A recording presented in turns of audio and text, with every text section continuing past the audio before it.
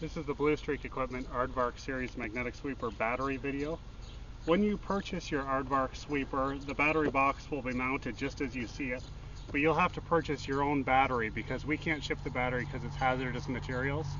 So when you get your unit, you simply open up this box here, and we've mounted the battery inside. You want to connect the red wire to the positive and the black wire to the negative.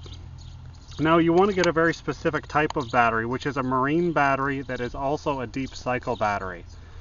You want the marine battery because marine batteries are built to withstand vibration over time, and you need the deep cycle because this is drawing a little bit of amperage for a long period of time when you're winching the unit up and down. So you got to make sure that it's a marine deep cycle battery. Just a marine battery won't do. And if you just get a deep cycle battery, you won't have the vibration protection like a boat battery does. And after you connect it, simply connect your wires to the two terminals. These other terminals, your deep cycle marine battery will always have both of these two styles of terminals on them. These are usually used for a trolling motor. And you just put the lid back on. You want to run these wires through the grooves in the back of your box. How much does a battery like that cost?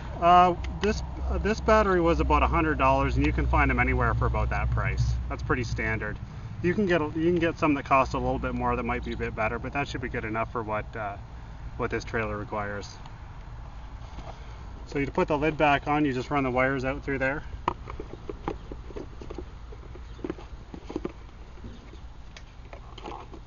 And then you just want to reconnect the strap that holds the battery from falling off the trailer. So how many cycles is that good for approximately? Well, we've tested it and it does at least 150. We're not sure how many it will go for. And I would say probably on a standard day operating the unit, a user might clean it off between 6 and 12 times. And then to recharge the battery, you obviously take the lid off and just connect your charger to the two terminals, and it's a deep cycle. So you want to do that at the end of the shift, and then it'll be ready in the morning again. So if you're cleaning it off 6 or 10 times every time you go out, and it'll probably do maybe at least we've tested it to do 150 times? 150 cycles. 150 times, so, and it wasn't quitting at that point?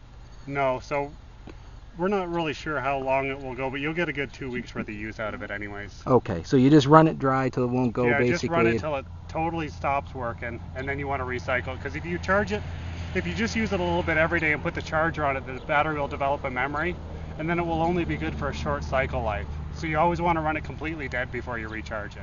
Okay, and that's going to be quite a while then. Yeah, and you'll notice the winch is going to start lagging power when that does happen. Okay. But these marine deep cycle batteries, they're built for only putting out 140 amps continuously, as to oppose like a car battery that puts out a high amperage for a short period of time, only a couple times before it goes dead. These are built for a longer cycle. Okay. Okay.